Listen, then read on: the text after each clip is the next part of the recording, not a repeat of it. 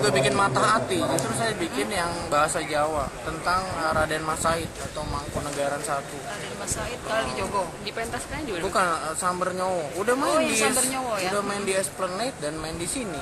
Gitu. Jadi saya justru bawa kelewatan itu. Berarti. Justru saya bawa dulu ke luar negeri. Karena kalau saya main di Indonesia pasti nggak ada yang nonton. Karena dianggap wah wayang, ngantuk, bahasa Jawa. Tapi waktu saya main di Esplanade saya bilang saya nggak mau ini diterjemahin, harus bahasa Jawa. Tapi kalau saya lihat antusias untuk menonton wayangnya sendiri itu masih banyak kok sepertinya. Iya, tapi harus di luar dulu. Ada bule katanya bikin yang Jabang Tetuko, buat saya itu nggak bagus gitu. Tapi karena dia bule, terus orang bilang, tapi media nggak ada yang nulis sih untuk itu. Jadi memang itu yang saya sedih gitu, orang kita selalu kalau lihat karya orang sendiri yang dilihat dicari jeleknya. Tapi kalau lihat orang barat yang bikin semua jadi bagus. Padahal nggak dalam pendekatan itu, makanya kenapa saya main di luar negeri, karena saya tahu kalau saya main di sini pasti nggak laku gitu. Nah tapi begitu kita main di luar, pers Singapura nulis bagus, di sini sold out 4 hari Baru terus booming gitu. Strateginya memang lain-lain gitu. Jadi orang kalau bilang kenapa nggak bikin yang tradisional, udah kan orang aja nggak tahu. Apa berhubungan dengan masalah misalnya budaya sekarang menjadi satu dengan pariwisata ini? Iya, kalau sebenarnya saya dulu sama almarhum Fuad Hasan sama Ibu Herawati kita udah bikin lembaga budaya Indonesia yang mengusulkan untuk dipisah antara Kementerian Kebudayaan dan Pariwisata, karena itu sama sekali nggak ada hubungannya.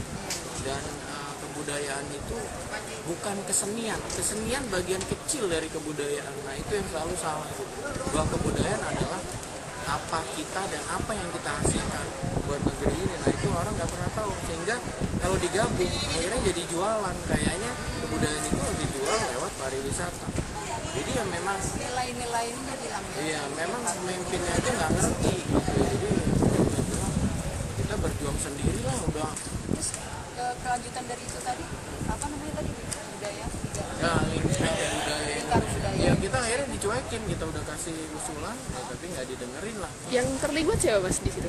Oh? Yang terlibat di lingkar? Ya, itu Ibu Herawati dulu almarhum Fuad Hasan, ada almarhum Iwan Tirta. Jadi memang orang-orang tua, Pia Ali Syahbana, ada banyak lah gitu.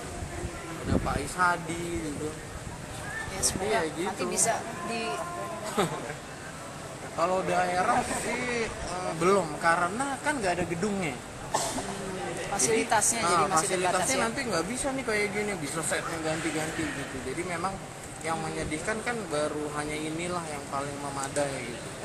Sedangkan kalau kita bikin di daerah, nanti daerah bilang oh kok nggak kayak di Jakarta, dikira dia anak sirikan, padahal gedungnya nggak mungkin gitu ya. Pentasnya minimal pentasnya ukurannya?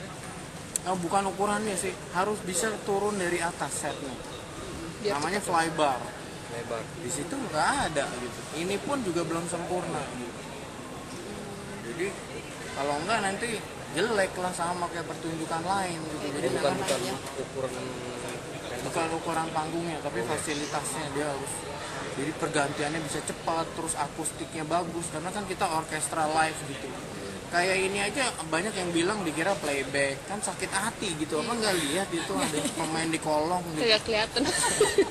Ya harusnya dilihat, kalau di luar kan orang lihat gitu ya. Iya. Kemarin saya kuliah. Jadi capek gitu kok, penonton kita dikit-dikit harus dikasih tahu. Foto itu dulu. Kalau di sini kan nggak boleh foto. Oke, terima kasih banyak. Iya, sama-sama. Jadi udah nonton apa belum? Demikian wawancara dengan Jai Subiakto, production designer dari musikal Laskar Pelangi yang dipentaskan di Teater Jakarta, Taman Ismail Marzuki awal Juli lalu. Dari Cikini, Eka Santika, Santi Widianti, dan pengarah acara Dodi Richmanto Handi melaporkan untuk NRM dan Penantra News.